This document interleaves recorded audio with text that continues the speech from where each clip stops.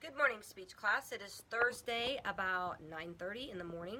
I have graded all the famous person speeches that have been submitted, and I will be grading those as they come in. So we are getting into our biggest speeches of the class. Our last two, they're worth the most amount of points. It's towards the end of the semester, so I know things are hectic. So I really hope you guys are watching this update and lesson. So let me talk about the requirements for the informative speech. It's longer, it's 3 to 5 minutes, and you have to have a topic that is simply informative, not persuasive. It can't be a demonstration speech, so you can't cook anything. It has to be something that's researchable and it's simply informing. You have to have one source with this speech, no Wikipedia. That's posted multiple times in the class, and it is something that you don't want to use in anything with academics. So find yourself a stronger, credible source, an academic source, and implement that into your speech, just like the samples are, the sample plan pages and sample speeches. You'll see that in both of them. You also have to properly cite it at the bottom of your plan page. So make sure you're attributing that source. In an article in Times Magazine, author Bob Jones states that, whatever it is. Don't just give the author, because if I were to just say Bob Jones says that and then give my fact, it's going to leave your audience wondering, well, who is Bob Jones? So make sure you're very clear when you're attributing that source. I only want you to have one source. You can have two or three if you want to, but you're only required to have one. I don't want a lot of sources. I don't want you guys to just copy and paste things from the internet and cite it, because that's a form of plagiarism. Just copy and paste, copy and paste, copy and paste, and then you have an entire paragraph or key point that's directly from the internet. That's a form of plagiarism. So make sure that whatever source you're using, you cite it, and that you're writing this and putting this in your own words. So please make sure you get your topic approved first, because I don't want you to go to all this effort and it not be a fitting topic. So now let's talk about the visual aid component. Again, you can see this in the examples. If you don't have access to a projector, that's okay. You can use your computer. Just make sure you are standing up. Just sit it next to you and have the person, zoom in on the computer for the slide and then back out and show you. And so, make sure you have that interaction with your slides.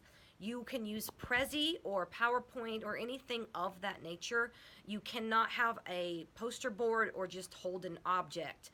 This has to be a multimedia presentation. That's the requirement. So you will need between 5 and 7 slides, and you want a balance of font and pictures, meaning that you cannot have just words and you cannot have just pictures. You need a balance. You will not be copying and pasting your whole introduction or your whole key point. Just bullet things out and put fitting pictures in there. The example for the persuasive and the informative that are there are really good examples of what I'm looking for in a PowerPoint or a Prezi presentation. Keep it simple, but not too simple, meaning, make sure that you use a background, add a background in it so you don't have just an all white space on your PowerPoint or Prezi presentation. Make sure your font is big enough for your audience to see it. Don't have the fancy curly font. Just have it simple font, consistent, easy to read. Don't clutter it up with a bunch of pictures. So if you have questions on this, let me know. You'll see in there that I've asked you to post your PowerPoint. This is simply for me to give you feedback before I grade it. Sometimes the file is too large to put in there, so you can just simply email it to me. So you can just email me your presentation before you film it, not the day of, because I want to be able to give you feedback on it before I grade it in your speech, because it's worth quite a few points. So while we're talking about both of them, I know this is quick, so if you have any questions, let me know, and there are the directions are posted too. But for the persuasive, the topic selection on that is very difficult, because it has to be something with two sides, and there are certain topics that are off limits, such as abortion. As you stay away from the cliched topics. There's a list that it's posted in the directions. But it has to be something with two sides. It has to be arguable.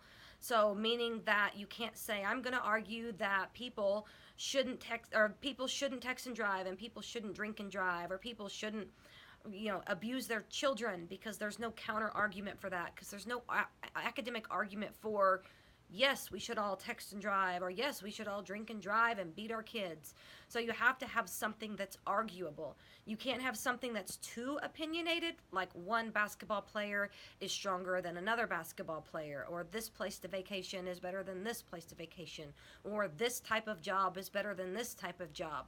It has to be something that is arguable and something that you can relate to, something that you care about. So think about issues that are going on in the world, in the United States, in the state you live in the town you live in. Maybe policies at your school. Think about things that you could argue that have two sides to them. I am more than happy to help you with any topic that you may have, but it is imperative that you get it approved, and because I don't want you having to start over. And if you do a topic that doesn't fit the requirements, then you will have to do it over if you don't get it approved and it doesn't fit those requirements. So it's the same rubric. There's just a spot for your research and a spot for your visual aid. So you can see that rubric posted. And I hope you have watched all of this.